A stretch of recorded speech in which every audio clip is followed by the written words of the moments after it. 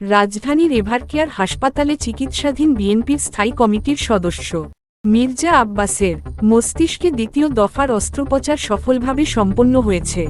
গত শুক্রবার ১৩ মার্চ ২০২৬ প্রায় পৌনে ৪ ঘণ্টা ব্যাপী চলা এই অপারেশন শেষে সন্ধ্যা ৭টার দিকে তাকে নিউরো আইসিইউতে স্থানান্তর করা হয়।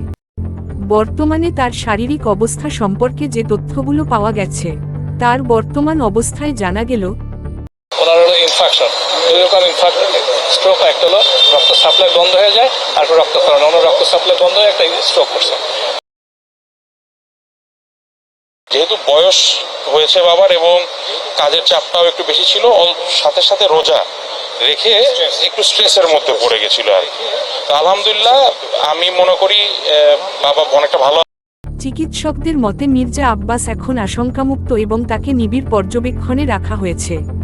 তার অসুস্থতার কারণ জানা গেল মস্তিষ্কে রক্ত চলাচলে সমস্যা হওয়ায় তিনি স্ট্রোক করেছিলেন। এলো হার না মানা হার অফার। সর্বনিম্ন ১০,০০০ টাকা রেমিটেন্স নগদে পাঠালে থাকছে স্বর্ণের হার জেতার সুযোগ। এর আগে বুধবার ইফতারের সময় তিনি অসুস্থ হয়ে জ্ঞান হারিয়েছিলেন। উন্নত চিকিৎসা তাকে আরও উন্নত চিকিৎসার জন্য সিঙ্গাপুরে নেওয়ার প্রস্তুতি চলছে বলে জানানো হয়েছে। শুক্রবার বিকেলে প্রধানমন্ত্রী তারেক রহমান হাসপাতালে তাকে দেখতে যান এবং তার চিকিৎসার খোঁজখবর নিতে আসেন।